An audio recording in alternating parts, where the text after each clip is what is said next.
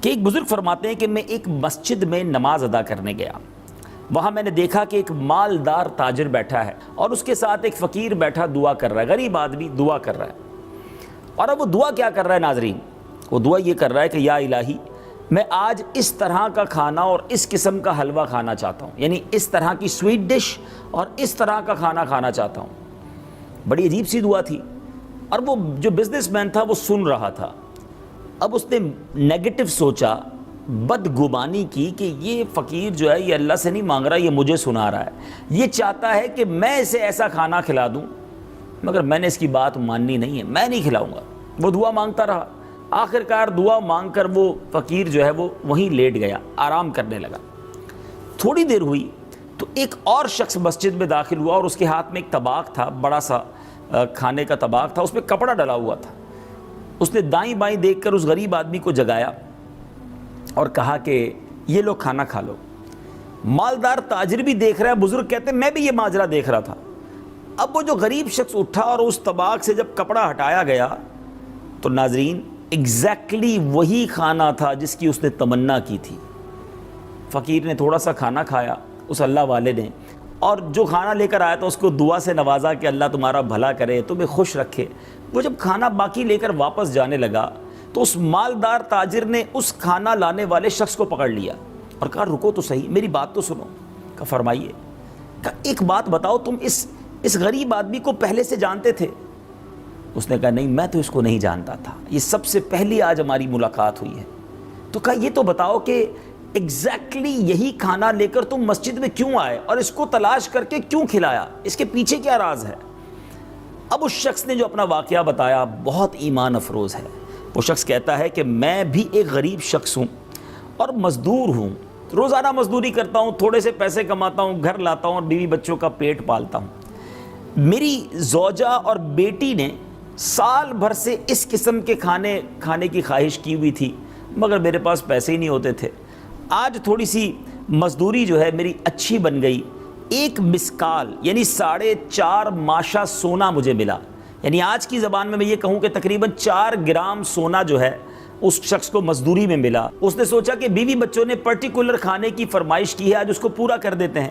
میں مثال کے طور پہ آپ کو سمجھانے کے لیے کہ گویا گھر والوں نے چکن بریانی اور گاجر کے حلوے کا ارادہ کیا ہوا ہے، تو کیوں نہ آج اپنے بچوں کو خوش کیا جائے اور ان کے لیے وہی کھانا بنا دیا جائے۔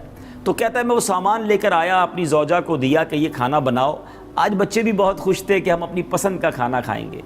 یہاں یہ بھی سیکھنے کو مل رہا ہے ناظرین کہ بہت سے غریب وہ ہیں جن کے گھروں میں مہینوں گوشت نہیں پکتا، مہینوں وہ چکن نہیں کھا سکتے، فروٹ تو شاید بہت سو کو دیکھنے کو بھی نہیں ملتا۔ جن کو اللہ نے نوازا ہے، جن کو اللہ نے بہت ساری نعمتوں سے نوازا ہے، انہیں اس بات کی قدر ہونی چاہیے کہ ہمیں اللہ تعالیٰ نے کیسے خوبصورت دسترخوان دیے ہیں، اور اب ہم پر یہ فریضہ ہے، ہم پر یہ ضروری ہے کہ ہم ان غریبوں کی بھی مدد کریں جو اچھے کھانے نہیں کھلا سکتے اپنے بچوں کو۔ اللہ کرے کہ یہ درد مند دل ہم سب کو نصیب ہو جائے۔ صحیح بات تو یہ ہے ناظرین کہ اگر جن کو اللہ نے نوازا ہے، جو مخیر ہیں، جو ویل آف ہیں، اپنی زکوٰۃ پوری ادا کریں اور صحیح طریقے سے غریبوں میں ڈسٹریبیوٹ ہو جائے، تو شاید ہمارے وطن میں کوئی بھوکا نہ سوئے، ہمارے وطن میں کوئی غریب نہ رہے۔ بہرحال واقعے کو آگے لے کے چلتے ہیں۔ اب وہ شخص کہتا ہے میں تو میری بیوی کو سامان دیا کہ کھانا بناؤ اور میں سو گیا۔ جب میں سویا آنکھیں تو بند ہوئیں، قسمت جاگ اٹھی۔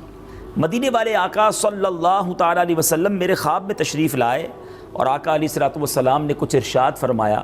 آقا نے فرمایا آج تمہارے علاقے میں اللہ عز و جل کا ایک ولی آیا ہوا ہے، اس کا قیام مسجد میں ہے، جو کھانے تم نے اپنے بیوی بچوں کے لیے تیار کروائے ہیں ان کھانوں کی اسے بھی خواہش ہے، اس کے پاس لے جاؤ، وہ اپنی خواہش کے مطابق کھا کر تمہیں واپس کر دے گا، بقیہ اللہ تعالیٰ تیرے لیے برکت عطا فرمائے گا اور میں تیرے لیے جنت کی ضمانت دیتا ہوں۔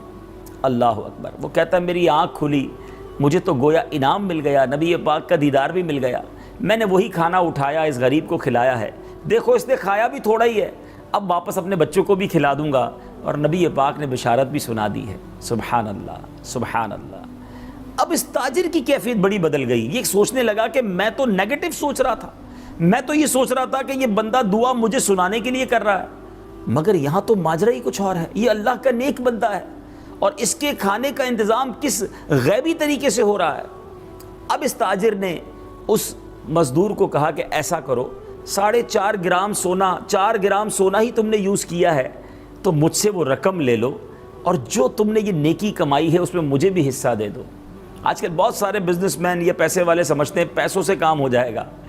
कुछ फैसले दिल के होते हैं नाजरीन, हर चीज़ को पैसों से नहीं ख़रीदा जा सकता, अल्लाह की बारगाह में दिल देखे जाते हैं। अब इस शख्स ने कहा कि आप मुझसे 4.5 मिस्काल जो सोना है वो ले लो और मुझे भी ये नेकी में हिस्सेदार बना लो। वो मज़दूर कहता है नहीं, मेरे आका ने जो मुझे बिशारत दी है, जो अता फरमाया, मैं तुम्हें कैसे दे सकता हूँ। कहा 10 ग्राम ले लो, 20 ग्राम ले लो। ये बढ़ाता रहा। वो मज़दूर कैसा आशिक रसूल था, वो कहता है सारी दुनिया की दौलत दे दो, मैं तुम्हें वो नेकी नहीं दे सकता जो मुझे नबी पाक के करम से अता हुई है। नाजरीन, ये वाक़या बहुत बड़ा सबक है कि क्या हम लोगों के बारे में पॉजिटिव सोचते हैं या नेगेटिव सोचते हैं। हर बात हम नेगेटिव क्यों सोचते हैं, हर बात में हम किसी के बारे में बदगुमानी ही क्यों करते हैं। हमें क्यों लगता है कि ये जो कर रहा है मुझे दिखाने के लिए कर रहा है, ये अल्लाह के लिए नहीं कर रहा। बहुत सारे मामलात में नेगेटिव अप्रोच की वजह से, बुरा सोचने की वजह से तकलीफ़ में भी हम ही रहते हैं। हज़रत ईसा अला नबीना वालिस्सलातु वस्सलाम ने एक शख्स को चोरी करते हुए देखा। अब ज़रा सुनिएगा, हम तो चोरी करते हुए नहीं, चोरी जहाँ हुई वहाँ किसी को गुजरता हुआ देख लें तो उसी को चोर बना देते हैं। हज़रत ईसा ने खुद अपनी आंखों से देखा कि वो चोरी कर रहा है, तो आपने उसको कहा कि तुमने चोरी की, तो वो शख्स कहता है हुजूर अल्लाह की कसम मैंने चोरी नहीं की। तो आपने क्या फरमाया? आप फरमाते फिर हो सकता है मेरी निगाहों को धोखा हो गया होगा। मुसलमान ईमान वाला अल्लाह की कसम झूठी नहीं खा सकता। पॉजिटिव सोचने की कोशिश तो करें ना। अगर कोई हमें एक्सप्लेनेशन दे भी रहा है, कसम भी खा ले, तो लोगों ने नहीं मानना। ऐसा ना करें। आज आप किसी की एक्सप्लेनेशन नहीं मान रहे, कल आप कैसे अल्लाह की बारगाह में एक्सप्लेनेशन दे सकेंगे? यू आर नॉट जज। मैं और आप जज नहीं है कि किसी के बारे में फैसला कर लें कि यही बुरा आदमी है। बदगुमानी से बचें, पॉजिटिव सोचें, इंशाल्लाह पुरसुकून भी रहेंगे। जब आप लोगों के बारे में अच्छा सोचने लग जाएंगे ना, मैं आपको एक बड़ी लॉजिकली मिसाल देता हूँ। 2 किस्म की मक्खियाँ होती हैं, किताबों में लिखा है। एक हम हनी बी कहते हैं, शहद की मक्खी, और एक घरेलू मक्खी होती है, हाउस फ्लाई जिसको कहा जाता है। ये जो घर के अंदर मक्खी होती है कहाँ बैठती है? पूरे घर में जिधर कचरा होगा, गंदगी होगी, उधर जाके बैठ जाएगी। आपकी बॉडी पर भी पूरा जिस्म साफ सुथरा हो, कहीं जख्म हो जाए, उस मक्खी ने आकर उसी गंदगी पर, उसी जख्म पर बैठना है, बाकी साफ सुथरी बॉडी पर नहीं बैठना। और शहद की मक्खी कहाँ बैठती है? फूलों पे जाके, हैं, खुशगवार चीज़ों पर जाकर। अब आप तय कर लीजिए आपने कैसी लाइफ गुजारनी है। लोगों के ऐब ढूंढने, कोई ऐसी बात पता चल जाए उधर जाकर फ़ौरन पॉइंट आउट करना है, ये शहद की मक्खी वाला किरदार अदा करें कि लोगों की खूबियां देखें ना। आप खुश रहेंगे, लोग भी खुश रहेंगे आपसे, आप भी खुश रहेंगे। ये जो बदगुमानी करने वाला होता है ना, फिर ये तंज भी करता रहता है, लोगों को टॉन्ट करता रहता है।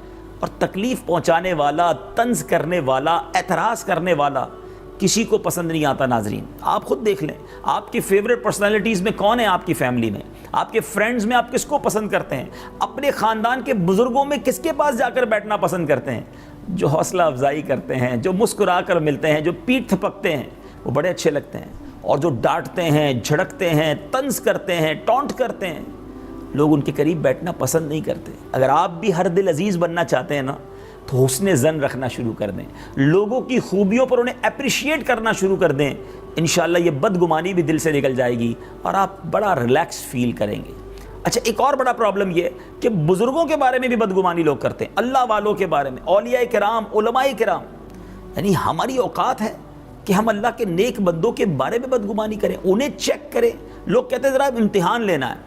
आला हज़रत इमाम अहले सुन्नत ने एक बड़ा प्यारा वाक़या तहरीर फरमाया। आप कहते हैं कि एक बादशाह एक बुज़ुर्ग के दरबार में गया, बुज़ुर्ग अल्लाह वाले थे। तो बादशाह ने कहा मैं देखूंगा अगर ये बुज़ुर्ग मेरे दिल के अंदर की कैफियत को जांच लेंगे ना, फिर मैं मानूंगा ये अल्लाह वाले हैं। तो उन बुज़ुर्ग के सामने बहुत सारे सेब पड़े हुए थे। तो वो बादशाह ने दिल में सोचा ये जो सबसे ऊपर लाल वाला सेब है ना, अगर यही मुझे उठा कर दे दे तो मैं मान जाऊंगा ये अल्लाह के वली हैं।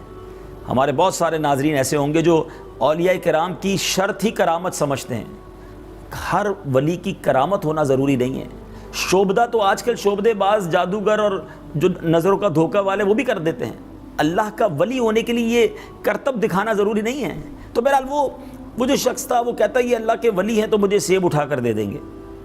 उन बुज़ुर्ग ने कहा कि मैं आज आप सबको एक वाक़या सुनाता हूँ। बुज़ुर्ग कहने लगे हम मिस्र में एक मेले में गए اور اس میلے کے اندر ایک سامان رکھا ہوا تھا لوگوں کا، وہ مکس کر دیا گیا، یعنی اس کا سامان اس کے آگے رکھ دیا، دوسرے کا سامان اس کے آگے رکھ دیا، اور ایک گدھے کو لایا گیا، ڈونکی کو، اس کی آنکھوں پہ پٹی باندھی گئی، اور سرکس والے نے آواز لگائی کہ بتاؤ کس کا سامان کہاں رکھا ہے، تو وہ اپنے سر سے بتاتا کہ یہ سامان اس کا ہے، یہ سامان اس کا ہے۔ لوگ بڑے خوش ہوئے کہ اس ڈونکی کو، اس گدھے کو کتنا کمال حاصل ہے۔ آج بھی اس طرح کے شعبدے سرکس وغیرہ میں دکھائے جاتے ہیں۔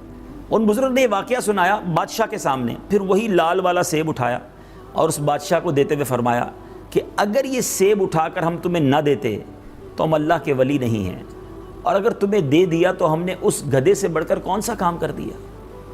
بات آ رہی ہے سمجھ ناظرین؟ اللہ والا ہونے کے لیے کوئی کمال دکھانا ضروری نہیں ہے۔ سب سے پہلے آج میں ایک بڑی کیٹیگوریکلی بات بتا دوں کہ اگر آپ کسی مذہبی پرسنالٹی سے متاثر ہونا چاہتے ہیں نا، یہ نہ دیکھیں کہ وہ کوئی کمال دکھاتا ہے کہ نہیں، یہ دیکھیں کہ وہ شریعت پر عمل کرتا ہے کہ نہیں۔ کئی کمال دکھانے والے ایسے ہیں جو شریعت سے بہت دور ہیں، اسلام کی تعلیمات سے بہت دور ہیں، نہ نمازوں کا پتہ ہے، نہ سنتوں کا ان پر عمل ہے، نہ شریعت کا جس کو پاسداری کہیں وہ نہیں ہے، اور لوگ ان کے دیوانے ہیں کیونکہ جناب شعبدے بڑے دکھاتے ہیں اور بعد میں پھر سب کچھ لٹا کے آ جاتے ہیں۔ تو اگر کسی مذہبی پرسنالٹی کو فالو کرنا ہے، فرسٹ آف آل دیکھیے کہ وہ اللہ اور اس کے رسول کی تعلیمات کو فالو کر رہا ہے کہ نہیں، جن چیزوں کو شریعت نے منع کیا ہے وہ اس سے بچتا بھی ہے کہ نہیں، یہ بہت امپورٹنٹ ہے۔ تو بہرحال ناظرین، آج جو ٹاپک تھا بدگمانی، امید کرتا ہوں کہ ضرور اس سے بچنے کی کوشش کریں گے۔ ایک علاج بھی بتا دیتا ہوں، دعا، یہ سب سے بڑا علاج ہے۔ اللہ سے دعا کریں کہ یا اللہ میرے دل کو بدگمانی کی اس نحوست سے نجات عطا فرما دیں۔ یہ دل جو ہے نا ناظرین، جتنا پاک ہوتا جائے گا اس میں نور خدا، خوف خدا، عشق رسول آتا جائے گا، اور اگر دل میں بہت ساری گندگیاں پال کر رکھی ہیں تو پھر کیسے اللہ کا نور اور یہ عشق رسول ہمارے دلوں میں آئے گا۔ اللہ کرے دل میں اتر جائے میری بات۔ یاد رہے کہ جھوٹ، چغلی، غیبت، گالی دینا، بیہودہ بات، کسی کو تکلیف دینا، یہ چیزیں ویسے بھی ناجائز و حرام ہیں، روزے میں زیادہ حرام، اور اس کی وجہ سے روزے میں کراہت آتی ہے، یعنی روزہ مکروہ ہو جاتا ہے۔ روزہ صرف بھوکے رہنے کا نام نہیں ہے ناظرین، آنکھوں کا بھی تو روزہ ہے نا۔ آنکھ حرام دیکھے اور بندہ کچھ نہ کھا پی رہا ہو، کان حرام سنے، کانوں کا بھی روزہ ہے، کانوں کو بھی حرام سے بچائیں۔ تو اپنے اعضاء کو جب حرام سے بچا کر آپ روزہ رکھیں گے تو اس کی خوب برکتیں پائیں گے۔ آگے سنیے، روزہ دار کو بلا عذر کسی چیز کا چخنا مکروہ ہے۔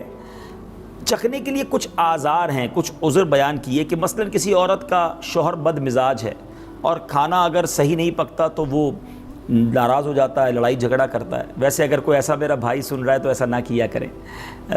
غلطی عورت سے بھی ہو جاتی ہے، ہم نے کسی انسان سے ہی شادی کی ہے نا، کمپیوٹر سے تو شادی نہیں کی ہے، ہم سے غلطیاں نہیں ہوتی۔ چلے میں لگے ہاتھوں ایک واقعہ بھی سنا دیتا ہوں۔ ایک شخص بڑا گناہ گار تھا، اس کا انتقال ہو گیا۔ انتقال کے بعد اس کے دوستوں میں سے کسی نے خواب میں دیکھ کر پوچھا کہ اللہ تعالیٰ نے تمہارے ساتھ کیا معاملہ کیا؟ اس نے کہا اللہ نے میری بخشش فرما دی۔ کہ تم تو بڑے گناہ گار تھے۔ کہ بات یہ ہے کہ ایک بار میری بیوی نے کھانا پکایا، اس میں نمک بہت زیادہ ڈال دیا، مجھے بڑا غصہ آیا کہ میں اپنی بیوی کو سزا دوں۔ پھر مجھے خیال آیا کہ میں بھی اللہ کی بارگاہ میں روزانہ کتنی غلطیاں کرتا ہوں، کتنی نافرمانیاں کرتا ہوں، وہ رب کریم تو مجھے سزا نہیں دیتا، تو آج میری بیوی سے ایک غلطی ہوئی ہے، میں اسے سزا دینے نکل پڑا ہوں۔ کہتا بس میں نے صبر کیا، چپ چاپ کھانا کھا لیا، کچھ بھی نہیں کہا۔ مرنے کے بعد مجھے بتایا گیا کہ اس روز تو نے میرا بندہ ہو کر میری بندی کو جو معاف کر دیا تھا، میں تو سب سے بڑا معاف کرنے والا ہوں، جا میں نے تیرے سارے گناہ معاف کر دیے۔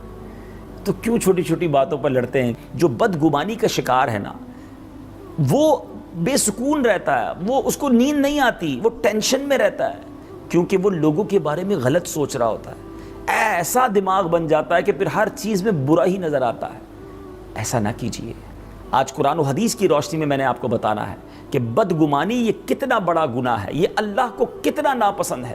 نیگیٹو سوچنا یہ اچھی بات نہیں ہے۔ قرآن میں ایک اور جگہ رب نے ارشاد فرمایا وَلَا تَجَسَّسُوا، اور عیب نہ ڈھونڈو۔ کچھ لوگوں کو ٹو پڑی رہتی ہے کہ کسی طرح کسی کا عیب پتہ چل جائے۔ اچھا، عیب ڈھونڈنا یہ الگ گناہ ہے، اور عیب بنا دینا اپنی ہی امیجنیشن میں، اپنے ہی خیال میں کسی کے بارے میں برا ہی سوچتے رہنا، یہ الگ بڑا گناہ ہے۔ تو یاد رکھیے ہمیں ان گناہوں سے بچنا ہے۔ میرے شیخ طریقت امیر اہل سنت کمال کی بات فرماتے ہیں، آپ فرماتے ہیں بدگمانی میں کوئی خیر نہیں ہے اور حسن ظن میں کوئی شر نہیں ہے۔ گمان جو ہے نا، سوچ جس کو ہم کہتے ہیں، اس کی دو قسمیں ہیں، ایک حسن ظن، اچھا گمان، ایک برا گمان۔ برا گمان یہ ہے کہ کسی کے بارے میں نیگیٹو سوچتا رہے۔ اچھا، یہ ایسی برائی ہے، یہ ایسا گناہ ہے ناظرین کہ جس کے لیے کسی پارٹنر کی ضرورت بھی نہیں ہے۔ بہت سارے گناہ وہ ہوتے ہیں کہ انسان کے سامنے کوئی اس کے ساتھ ہونا چاہیے۔ غیبت کرنے کے لیے بھی کسی سے سامنے غیبت کرے گا نا، جھوٹ بولنے کے لیے بھی کسی سے گفتگو کر رہا ہوگا تو جھوٹ کہے گا، بد نگاہی کے لیے بھی کسی کو دیکھے گا تو بد نگاہی ہوگی۔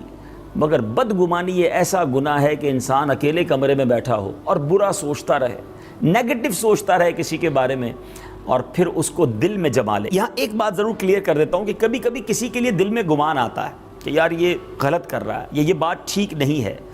اب اس کا گناہ نہیں ہے، کیونکہ آپ کو صرف خیال آیا ہے۔ گناہ کب ہوگا، یہ حرام کب بن جائے گا، جب اس خیال کو دل میں بسا لیں اور اس کے مطابق عمل کرنا شروع کر دیں۔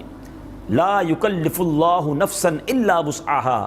اللہ قرآن میں ارشاد فرماتا ہے کہ ہم کسی جان پر اس کے جو اٹھانے کا جو بوجھ اٹھانے کی طاقت ہے اس سے زیادہ بوجھ نہیں ڈالا جاتا، یعنی ہم پر اتنی ہی بوجھ ڈالا جاتا ہے جس کی ہم سکت رکھتے ہیں۔ تو اب میں نے اور آپ نے یہ سوچنا ہے کہ ہم بدگمانی میں کہیں گرفتار تو نہیں ہیں۔ اچھا، ہو سکتا ہے کہ میں نے یہ جو باتیں کی ہیں اس پر کسی کو خیال آ رہا ہو کہ بات تو یہ ٹھیک کر رہے ہیں، نیگیٹو نہیں سوچنا چاہیے، پازیٹیو رہنا چاہیے، لیکن میں تو ایسا نہیں کرتا۔ چلیں میں آپ کو چند مثالیں دے دیتا ہوں کہ کیا ہم ایسا کرتے ہیں کہ نہیں کرتے۔ مثال کے طور پہ ہم نے کسی کو فون کیا، اس نے فون نہیں اٹھایا، پہلا خیال جو ہمارے دل میں آتا ہے وہ کیا ہے؟ خود اپنے آپ سے پوچھئے۔ اگر تو یہ آتا ہے کہ ہو سکتا ہے بیزی ہوگا، نماز پڑھ رہا ہوگا، آرام کر رہا ہوگا، there are so many ways, کہ بہت ساری وجوہات ہوتی ہیں جس کی وجہ سے میں اور آپ فون بھی نہیں اٹھاتے، لیکن کچھ لوگوں کی عادت ہوتی ہے، ہاں بھائی بڑا آدمی ہو گیا ہے، میرا نمبر دیکھ لیا نا اس لیے فون نہیں اٹھا رہا، پہلے کام پڑتا تھا تو روز فون کرتا تھا، آج دیکھو پیسے آ گئے ہیں تو اس لیے فون نہیں اٹھاتا۔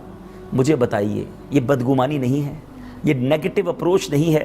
اس نے فون نہیں اٹھایا لیکن ہم گناہ میں مبتلا ہو چکے ہیں۔ کسی کے گھر گئے، دروازہ نوک کیا، بیٹے نے آ کر کہا کہ ابو گھر پہ نہیں ہیں، پہلا تھاٹ، پہلا خیال کیا آتا ہے؟ اندر ہوگا، بیٹھا ہوگا، بیٹے کو بھیج دیا، ملنا نہیں چاہ رہا۔ ہاں بڑا آدمی کوئی آتا تو فوراً گھر میں بٹھاتا، باہر دروازے آ کر جناب اس کو جو ہے میں ویلکم کرتا، مگر ہم تو اب چھوٹے آدمی ہیں، غریب لوگ ہیں، کہاں پوچھے گا؟ بتائیے، ہو سکتا ہے وہ گھر میں نہ ہو لیکن آپ گناہ گار ہو چکے، نیگیٹو اپروچ، غلط سوچ کر۔ آپ اپنے آپ سے پوچھئے نا کیوں ایسا کرتے ہیں؟ یعنی اتنا برا حال ہو چکا ہے کہ ہر معاملے میں کسی کو گھر پہ دعوت پر بلائیں وہ نہ آئے، جب وہ نہ آئے تو پہلا خیال کیا آتا ہے؟ ہاں جناب اب کدھر آئیں گے دعوت میں، کوئی بڑے آدمی بلاتے، کوئی بڑے ہال میں دعوت ہوتی تو پہلے پہنچ جاتے، ہمارے یہاں نہیں آتے۔ اور بعض اوقات ایسا ہوتا بھی ہے ناظرین کہ کسی کے بارے میں بدگمانی کریں اور تھوڑے دنوں بعد جب وہ بندہ مل کر اس کی کلیریفیکیشن دیتا ہے تو اور شرمندگی ہوتی ہے کہ یار آپ آئے نہیں تھے دعوت میں۔ تو اگر وہ بتائے کہ وہ میری گاڑی کا ایکسیڈنٹ ہو گیا تھا، چل تو پڑا تھا آپ کی طرف آنے کے لیے مگر گاڑی خراب ہو گئی تھی، جب میری والدہ کی طبیعت خراب ہو گئی تھی انہیں لے کے ہاسپٹل گیا تھا۔ اب بتائیں جو آپ نے غلط سوچا تھا اس پر شرمندگی نہیں ہوتی کہ یار میں تو کیا سوچ رہا تھا اس کے بارے میں؟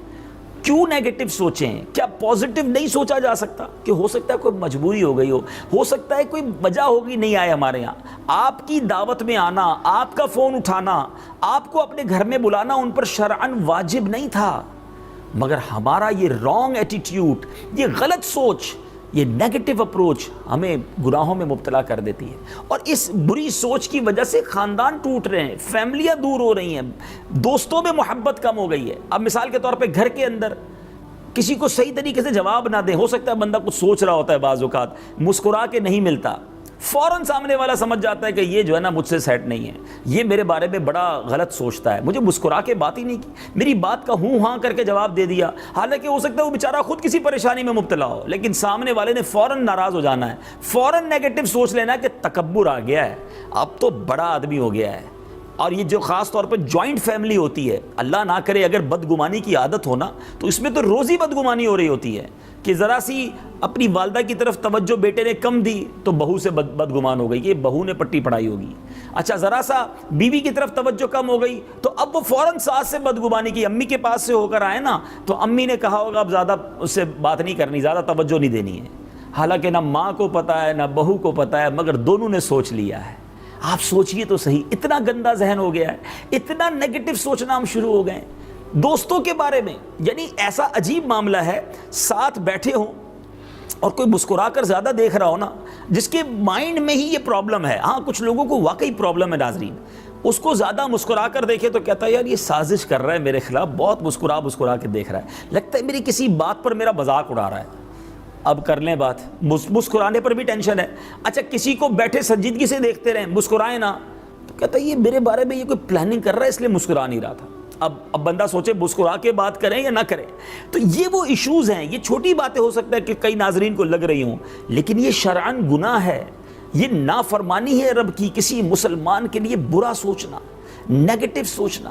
کسی کے گھر جاتے ہیں، وہ اپنے گھر پہ بعض اوقات بلاتے ہیں کہ آئیے ذرا نیا گھر لیا ہے، اچھا اس کے گھر جا کر بڑی دعوت بھی کھا لیں گے، بڑا اس کو اپریشیٹ بھی کر دیں گے، مبارکباد بھی دیں گے، لیکن باہر نکل کر کیا گفتگو ہوتی ہے؟ 2 نمبر کے پیسوں سے گھر بنایا ہے. اللہ اکبر. ذرا آپ سوچئے، اللہ دینے والا ہے، اللہ نواز رہا ہے، آپ کو پرابلم کیوں ہو رہی ہے؟ یہ بدگمانی جو ہے نا، یہ یوں سمجھیے ایک ایسا راستہ ہے جو کئی گناہ کے دروازے کھولتا ہے. اسی سے حسد ہو جاتا ہے. اور یہ جو میں نے مثال دی نا کہ کسی کی نعمت دیکھ کر کسی کو پرابلم ہو، یہ حسد ہے، اور حسد بھی جہنم میں جانے والا کام ہے، اور یہ دلوں میں بس جاتا ہے. جس کے دل میں حسد ہو، یاد رکھیے حدیث پاک کا مضمون ہے کہ حسد ایمان کو اس طرح برباد کر دیتا ہے جس طرح سرکہ شہد کو برباد کر دیتا ہے. لیکن بدگمانی کی وجہ سے اب حسد کی طرف چلے گئے. مارکیٹ میں اگر کام کر رہے ہوتے ہیں، مجھے دکاندار سن رہے ہوں گے، کسی کی دکان نہیں کھلے اور کھلتے ہی ترقی ہو جائے، اب بدگمانی شروع کی، اس نے کوئی تعویذ کروایا ہوگا، یہ جناب کوئی 2 نمبر کا کام کر رہا ہے اس لیے بہت آگے بڑھ گیا ہے. ہمیں کیوں پرابلم ہو رہی ہے؟ اگر اللہ کسی کے رزق میں برکت دے رہا ہے، اپنے آپ سے پوچھئے نا. اچھا کوئی بیچارہ رمضان کا مہینہ ہے اور اس نے ہاتھ میں تسبیح لے لی کہ یار سارا سال تو میں ذکر و اذکار نہیں کر سکا، درود نہیں پڑھ سکا، اب میں نے پروگرام بھی دیکھا، اب میں روز درود پاک پڑھوں گا. تسبیح لے کر مارکیٹ میں آ گیا اور دکان پہ بیٹھ کے تسبیح پڑھ رہا ہے. تو سامنے والے نے یہ پازیٹیو سوچنے کی بجائے کہ کتنی اچھی بات ہے یار، اس نے ماشاءاللہ اللہ کا ذکر شروع کر دیا، میں بھی شروع کر دوں.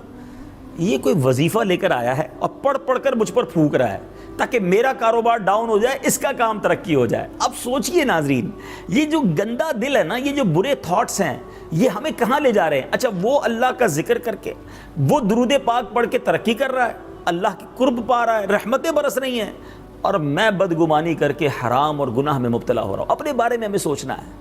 یہ ایسی بہت ساری مثالیں میں دے سکتا ہوں.